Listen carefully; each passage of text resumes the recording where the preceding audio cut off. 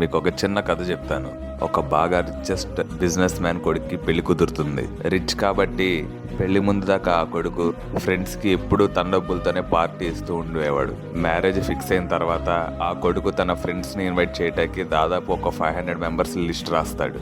ఈసారి వాళ్ళ నాన్న ఏమంటాడంటే ఆ 500 మెంబర్స్ ని నేనే పర్సనల్ గా ఇన్వైట్ చేస్తానని అంటాడు. కొడుకు హ్యాపీగా ఫీల్ అయ్యి ఆ లిస్ట్ వాళ్ళ నాన్నకి ఇస్తాడు. వాళ్ళ నాన్న లిస్ట్ లో ఉన్న ప్రతి ఒక్కరికి ఫోన్ చేసి ఇన్వైట్ చేస్తాడు.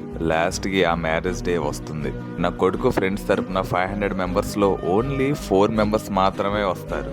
నా కొడుక్కి చాలా కోపం వస్తుంది. వాళ్ళ నాన్నని వెళ్ళి అడుగుతాడు, నాన్న నేను 500 మెంబర్స్ లిస్ట్ ఇస్తే నువ్వు ఓన్లీ నలుగురికి చెప్పవా, ఓన్లీ 4 మెంబర్స్ మాత్రం వచ్చారని అంటాడు.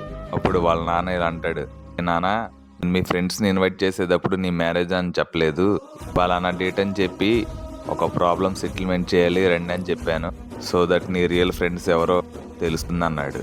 అప్పుడు తన కొడుకు రియలైజ్ అయ్యి వాళ్ళ నాన్న హక్ చేసుకొని హ్యాపీగా ఫీల్ అయ్యాడు. మోరల్ ఆఫ్ ద స్టోరీ ఏంటంటే అన్నీ బాగున్నప్పుడు దారిని పోయి దానయ్య కూడా మీకు చేతులెత్తి దండం పెడతాడు. మీకు అసలైన అవసరమైనప్పుడు మీ వైపు నిలబడ్డవాడే మీ వాడు. నేను చెప్పింది మీకు నిజం అనిపిస్తే కామెంట్ సెక్షన్లో 100 అని టైప్ చేయండి. మీ బెస్ట్ ఫ్రెండ్కి రీల్ షేర్ చేయండి అండ్ ఇలాంటి వీడియోస్ కోసం just hit that follow button.